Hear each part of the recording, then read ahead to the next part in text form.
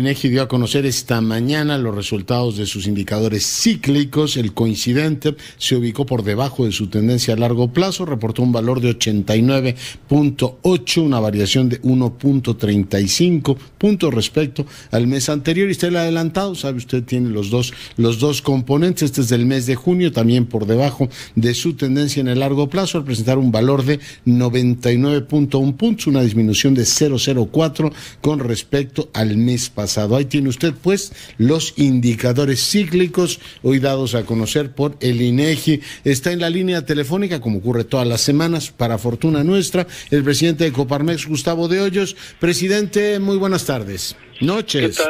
¿Qué tal, Leonardo? Muy buenas noches. Qué gusto saludarte, a ti, a todo el equipo y desde luego a toda la audiencia. ¿Qué tema abordamos esta semana, Gustavo? Bueno, justamente, Leonardo, empiezo refiriéndome a un dato que dio en los últimos días a conocer el INEGI, conforme al cual la economía mexicana registró, Leonardo, en el segundo trimestre de 2020 una contracción de 18.9, prácticamente 19% del Producto Interno Bruto comparado contra el segundo trimestre de 2019. Esto, Leonardo, significa la peor caída anual para un trimestre desde que se comenzó a tener un registro. De hecho, para decirlo en términos comparativos, este decremento es prácticamente el doble o dos veces peor de lo que experimentó la economía mexicana en su crisis de 1995 y casi 2.5 veces más grave que el que tuvo en la crisis financiera global de 2008-2009. Para decirlo de otra perspectiva, este retroceso nos ubica prácticamente 9 años atrás, es decir, un retroceso en la actividad económica a donde estábamos justamente en 2011.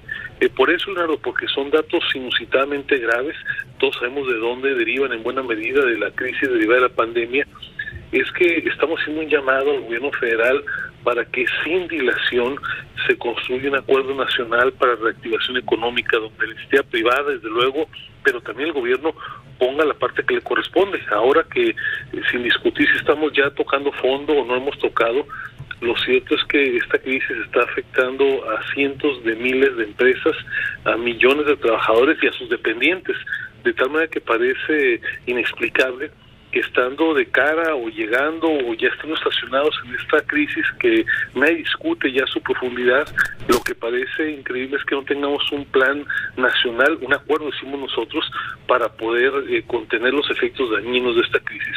Sobre todo, Leonardo, nos parece especialmente relevante cuando pronto estaremos iniciando, como parte de nuestro proceso democrático, todo el activismo político electoral rumbo a las campañas del 21, las elecciones que se van a cabo. Y es fundamental que los acuerdos en materia económica, lo que cada parte tenga que poner, incluso las propias formaciones políticas, puedan pactarse de antemano, de tal manera que las medidas que se van de tomar, los sacrificios que se van a hacer, no formen parte de esta discusión político-electoral y en eso, al menos en eso, tengamos acuerdos en esencial como país. Ya, yo creo que es fundamental esto, porque entre otras cosas la estrategia gubernamental se hizo en el momento en el cual todavía nos explicaban que la pandemia pues iba a llegar a su pico en mayo. Estamos en agosto y todavía no tenemos ni idea de cuándo vamos a llegar al pico, por tanto, pues la economía puede seguir cayendo a pesar de que hay algunos síntomas de reactivación. Y lo segundo, Gustavo, pues que el presidente está muy contento porque las remesas suben, pero en este caso estaríamos viviendo de los apoyos que otro gobierno está dando a la economía del país vecino. Sí, efectivamente, Leonardo. Y en todo caso hay que decir que las remesas también tienen que ver con esta situación de solidaridad de nuestros connacionales, que más de 30 millones residen en los Estados Unidos y que ante el clamor de urgencia de sus parientes, de sus dependientes en México, están aumentando los montos de los envíos, no porque ganen más, sino porque le están diciendo que en México la gente se está muriendo de hambre. De tal manera que, más allá de que suban las remesas, ojalá que esto ocurra, ojalá que contemos con la solidaridad de nuestros paisanos y que ellos tengan trabajos para poder apoyar a sus familias. Nosotros, que la economía del país, lo que pasa dentro, lo que depende de nosotros y el gobierno, eso no podemos abandonar. No, claro. Y el tema de que no sabemos cuándo vamos a llegar al pico de la pandemia, pues sí, sigue siendo un elemento que genera una incertidumbre enorme, pues para todo el aparato económico, Gustavo.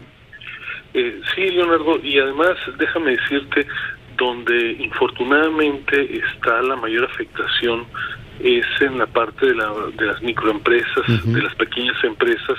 México es un país que, aunque cuenta con una economía economía desarrollada, aunque tenemos empresas de alcance global y muchas compañías multinacionales, prácticamente el 70% de la actividad económica tiene que ver justamente con las microempresas, y ahí es donde justamente tenemos la mayor pérdida. Ahí es donde no hay reservas de capital de trabajo para poder mantener el pago de la renta del local, la amortización del banco o el salario del personal, y justamente es ahí donde más salarios se están perdiendo. Por eso es que, sobre todo en esta parte, la que tiene que ver con las micro y las pequeñas empresas, donde es absolutamente impostergable que lleguen los apoyos públicos. Ya, pues es todo un tema. Presidente, ¿algún apunte más?